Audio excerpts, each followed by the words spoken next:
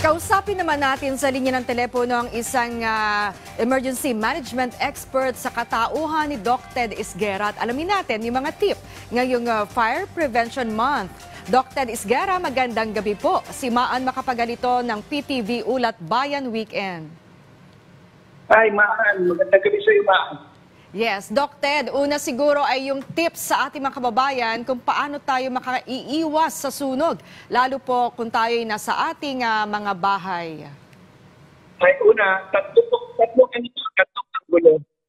Una, dapat meron pang personal conviction sa pag-iintindi ng safety. Halimbawa, example, huwag iwan ang cellphone or laptop, magdamag, lalo na sa ibabaw ng higaan, may anything na pwedeng mag-ignite sa sunog.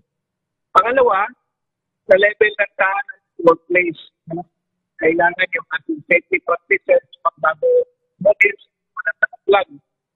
Pangatlo, ang institutional, wala naman may problem. At lalo na Fire Prevention Month, hindi protection natin. Hindi naman yung pag-remind sa atin. So itong tatlo dapat mag-i-effect later.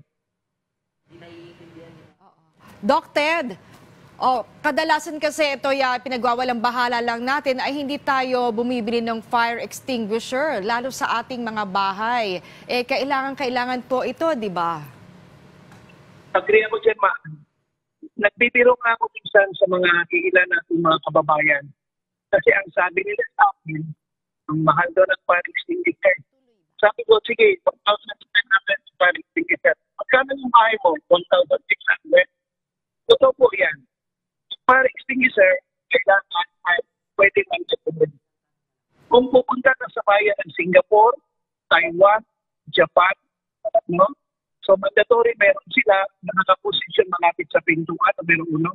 Pangalawang fire extinguisher ay nasa kitchen area. So yun po isa, kaya yung ating Bureau of Fire Protection, tinuturo yung mga mnemonics na PT pass o pass, no? Para paano siya i-operate. Yun po kailangan ay ma-institutionalize natin na workplace, pamamahay, sa simbahan. Doc Ted, eto naman, halimbawa nagising ka na lang na nagliliyab na yung parte ng bahay o kung may malapit na sunog sa inyong bahay. Siyempre, sinasabi natin ay huwag magpanik. Pero ano po ba ang unang-unang dapat nating gawin? Okay, Maan. Tandaan nyo lang yung mnemonic na safety. S-A-F-E-T-Y. Okay? Ang S, scene assessment of situational awareness kung nasaan ang sunog. Yung letra S. Ang A, letra A, is activate the alarm by shouting sunog, no? Alarm. And then F, facilitate evacuation. Mga isang sarili mo at ang kasamahan mo.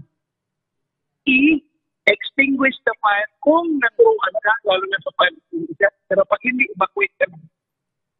E, start yourself sa evacuation area para alam ko na meron tayong designated evacuation area kasi pag hindi kita nakita doon, baka pabalik ako sa loob ng pamamahay na natin kita.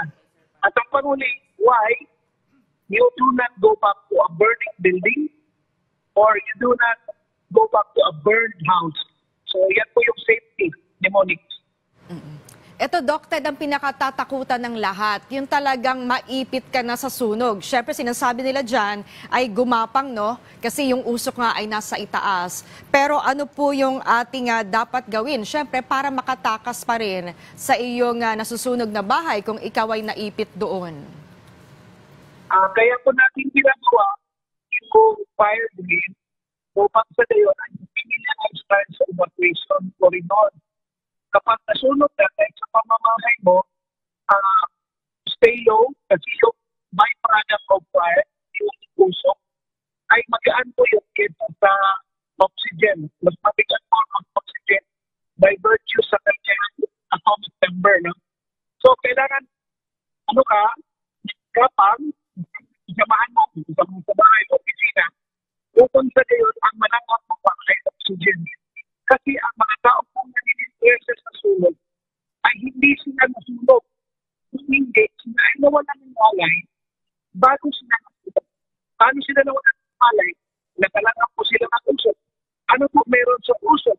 Marami pong byproduct na gas, katulad ng carbon monoxide, carbon dioxide, sulfur dioxide. Yan po yun. Kaya tayo pinapadamang. Naabutan ka ngayon, mainit na, evacuate right away, papunta sa designated area. Kasama, sigawan mo mga kasama mo, stay low, upang sa gayon ay hindi nila malakap ang mas maraming sa usok para hindi ka mawalan ng manay o pass out.